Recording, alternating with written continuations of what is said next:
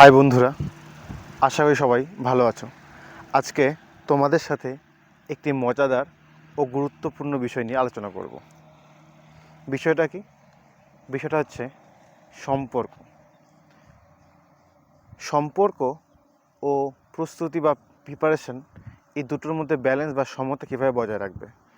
এর আগেও আমাকে অনেকে কমেন্ট করে বলেছিলে এই বিষয়টা নিয়ে আলোচনা করতে, যে দাদা পড়াশোনার সাথে সাথে সম্পর্ক বা যদি প্রেম থাকে জীবনে, তাহলে সেটাকে কীভাবে ব্যালেন্স করব। আজকালকার দিনে এই প্রেম ভালোবাসা সম্পর্ক জীবনে একটা অবিচ্ছেদ্য অংশ, বিশেষ করে আমাদের মতো যুব সমাজের কাছে। তো এই বিষয়টা নিয়ে একটু খোলামেলা আলোচনা করাই আমার মনে হয় সবার জন্য ভালো হবে। তো ভাবলাম এই বিষয়টা নিয়ে আজকে চলো একটু আলোচনা করা যাক।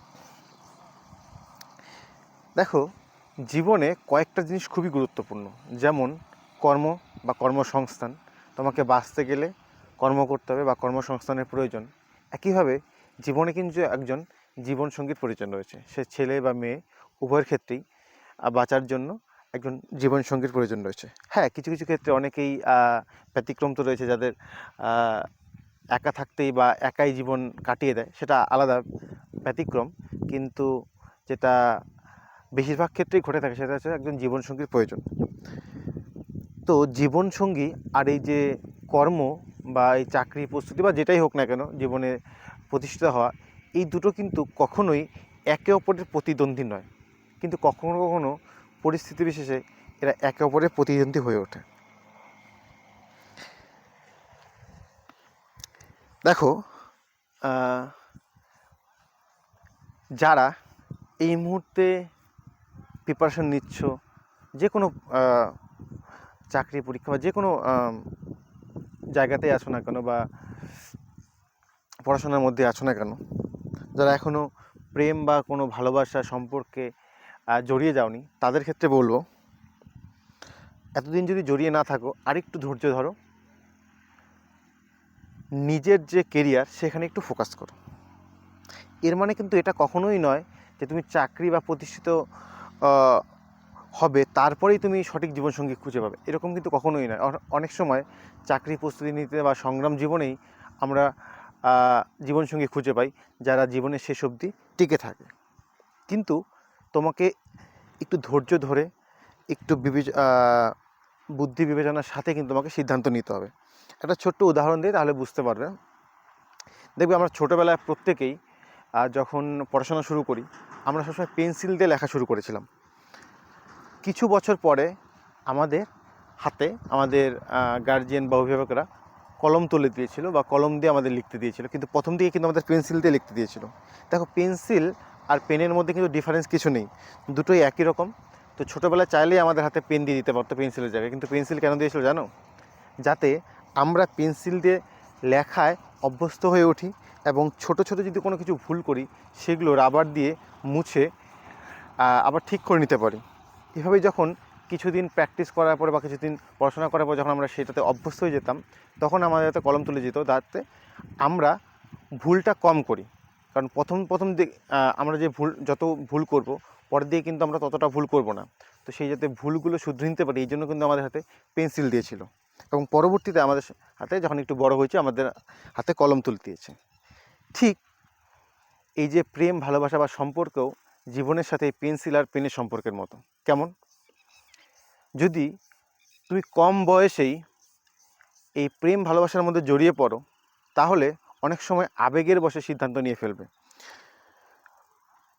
স্বাভাবিকভাবেই যখন বয়সটা কম থাকে তখন আমাদের যে বিবেক বুদ্ধি তার থেকেও বেশি ভারী হয়ে যায় বা আমাদের উপর প্রভাব ফেলে এসেছে আবেগ।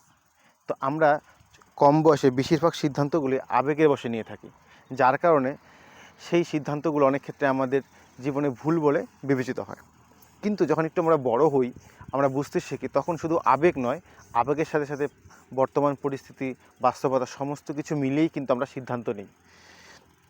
একইভাবে জীবনে যখন কম বয়সে আবেগে ভেসে এই প্রেম ভালোবাসা সম্পর্কে জড়িয়ে যাবে, তখন সেই সিদ্ধান্তটা তোমার জীবনে কাল হয়ে যেতে পারে। কিন্তু যখন একটু বেশি বয়সে একটু বুদ্ধি বিবেচনার মাধ্যমে সেটা সিদ্ধান্ত নেবে, তখন সেই সিদ্ধান্ত সঠিক হওয়ার সম্ভাবনা বেশি থাকে। এর মানে এটা নয় যে বড় হয়ে যে কোনো সম্পর্কে জড়ালে সেই সম্পর্ক সবসময় ঠিক হবে, সেটাও ভুল হতে পারে। কিন্তু সেই ভুল হওয়ার চান্স বা সেই সিদ্ধান্ত নিয়ে আফসোস করার জায়গাটা কম থাকে, যেটা ছোটোবেলায় বেশিরভাগ ক্ষেত্রেই আমরা ভুল সিদ্ধান্ত নিয়ে ফেলি। দেখবে যদি তোমাকে ছোটোবেলায় পেন্সিলের জায়গায় কলম দিয়ে বা পেন দিয়ে দেওয়া হয় এবং তুমি সেটা নিয়ে যদি লেখালেখি শুরু করে দাও, তাহলে অসংখ্য ভুল করে ফেলবে এবং সেটা রাবার দিয়ে মোছা সম্ভব নয়, সেই দাগগুলো কিন্তু থেকে যাবে খাতায়। আর একইভাবে কম বয়সে যদি আবেগের বশে সম্পর্কে জড়িয়ে ফেলো, তুমি যে ভুলগুলো করবে বা যে আঘাতগুলো পাবে তুমি, সেগুলো সারা জীবন তোমার মনে ক্ষত হয়ে যাবে, যে ক্ষত কখনো কোনো কিছু দিয়েই মুছে যাবে না। হয়তো সময়ের সাথে সাথে সেটা মলিন হতে পারে, কিন্তু সে ক্ষত কিন্তু থেকে যাবে হৃদয়। এই জন্য বলবো, যারা এখনও সম্পর্কে জড়াওনি তারা ধৈর্য ধরে থাকো। ভগবান দেখবে প্রত্যেকের জন্যই একজন জীবনসঙ্গী বেছে রেখেছে, এবং তুমি যেমন চাইছো তার থেকে হয়তো ভালো, কিন্তু তার জন্য তোমাকে অপেক্ষা করতে হবে। আর যারা সম্পর্কে অলরেডি আছো তাদের বলবো যে সেই যে জীবনসঙ্গী হোক না কেন, তার সাথে আলোচনা করে দুজনেই নিজেদের যে কেরিয়ার লক্ষ্য সেই দিকে ফোকাস করো। কেন কি, তোমাকে যে ভালোবাসে বা যে তোমার ভালো চায়, সে কখনোই তোমার আর তোমার সাফল্যের মাঝখানে বাধা হয়ে দাঁড়াবে না, সে তোমাকে বরং সাপোর্ট করবে।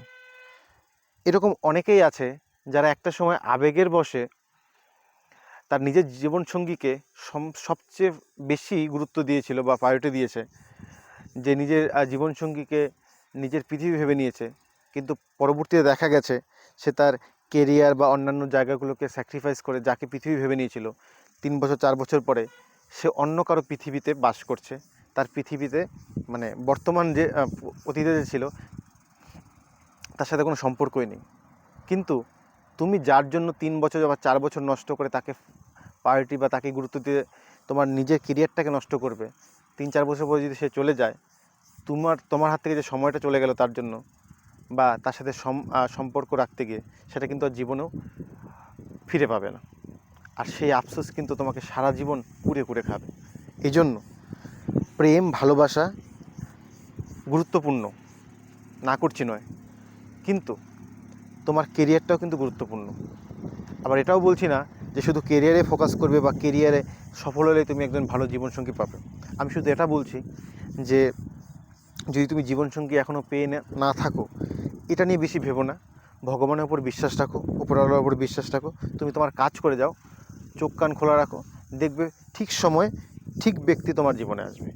আর যদি তোমার জীবনে জীবনসঙ্গী এসে থাকে, তাহলে তুমি তার সাথে আলোচনা করে তাকেও তার জীবনে লক্ষ্যে এগিয়ে যেতে সাহায্য করো, এবং সেও যেন তোমার পাশে থাকে তোমার সেই লক্ষ্যে এগিয়ে যাওয়ার পথে। প্রত্যেকটা মা বাবাই চায় তার ছেলে মেয়ে একজন ভালো জীবনসঙ্গী পাক, যার কাছে মা বাবার পরে সে ভালো থাকবে। তো আমরা অনেক সময় আবেগের বশে ভুল সিদ্ধান্ত নিয়ে অনেক সময় মা বাবার বিরুদ্ধে আমরা চলে যাই, কিন্তু পরবর্তীতে বুঝতে পারি যে না, আমরা সিদ্ধান্তগুলো ভুল নিয়ে ফেলেছি।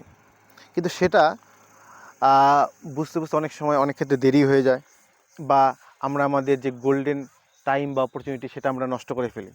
এই জন্য বলবো, জীবনসঙ্গীর বিষয়টা নিয়ে বেশি ভেবো না। এটা কর্মের ওপরে নয়, এটা অনেকটা ভাগ্যের ওপর নির্ভর করে। তো এই জন্য যেটা ভাগ্যের ওপর নির্ভর করে সেটা ভগবানের ওপর ছেড়ে দাও।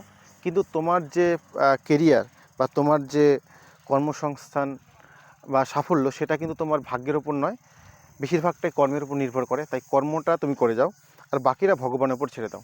তুমি যদি তোমার কর্মে মনোনিবেশ করতে পারো, তাহলে ভগবান তোমার ভাগ্যে যে আছে তাকে ঠিক সময়ে তোমার জীবনে এনে দেবে। এই জন্য আমি কখনোই জীবনের যে বা চাকরির প্রস্তুতি বলো বা জীবনের যে সাফল্যের লক্ষ্যে এগিয়ে যাওয়া, সেটা আর জীবনসঙ্গী কখনোই পরস্পর প্রতিদ্বন্দ্বী হিসেবে ভাবি না। তবে হ্যাঁ, তুমি যদি মাধ্যমিক এইচএস কলেজে উঠেই জীবনসঙ্গী নিয়ে বেশি আবেগপ্রবণ হয়ে পড়ো বা সেটাকে পৃথিবী ভেবে নাও, তাহলে কিন্তু তোমার কর্মজীবন বা পরিবার যেটা, সেখানে অনেক কিছু বিঘ্ন ঘটতে পারে। এই জন্য বলবো, তুমি তোমার কর্ম আর ভগবানের প্রতি বিশ্বাস রেখে এগিয়ে যাও, দেখবে সঠিক সময়ে তোমার জীবনে সঠিক মানুষটা আসবে। কোনো ব্যক্তিকেই তুমি অতিরিক্ত গুরুত্ব দিতে যেও না, যাতে তোমার পরবর্তীতে সেই কষ্টটা আরও গভীরভাবে তোমার জীবনে গেঁথে থাকে। ভালোবাসা প্রথম থেকে ভালোই লাগে, কিন্তু সেটা যখন ভেঙে যায় বা হৃদয়ে সেই ব্যথার ক্ষত লাগে, তখন কিন্তু সেটা খুবই কষ্টকর হয়। যাদের হৃদয় ভেঙেছে তারা অনেকেই জানে, যাদের ভাঙেনি তাদের কাছে বা যারা শুরুতে রিলেশনশিপে যায় তাদের কাছে মনে হয় এটাই জীবনের সবচেয়ে বড় প্রাপ্তি। কিন্তু যাদের হৃদয় ভেঙেছে তারা জানে যে যেটাকে তারা পৃথিবীর সবচেয়ে দামি জিনিস মনে করতো, সেটা এখন আর তাদের কাছে কিছুই না, মূল্যহীন। বা সেই ব্যক্তি যার জন্য সমস্ত পৃথিবীটা সাথে লড়তে পারতো, সেই এখন তার পৃথিবীতে নেই। তো এই জন্য কোনো কিছু নিয়ে বেশি আবেগপ্রবণ হয়েও না। যদি তোমার ফোকাস থাকে জীবনে কিছু করার, সেটা নিয়ে তুমি এগিয়ে যাও। বাকি আমার মতে জীবনসঙ্গী ভাগ্যের ওপর এবং ভগবানের ওপর ছেড়ে দাও, সেটা সঠিক সময় তোমার জীবনে আসবে। আর বাকি এগিয়ে যাও, ভালো থাকো, পরিবার, মা বাবা সবার সাথে ভালো থাকো, দেখবে সঠিক সময় সঠিক জিনিসটা পেয়ে যাবে। তো দেখা হচ্ছে তোমাদের সাথে পরে কোনো একটা ভিডিওতে।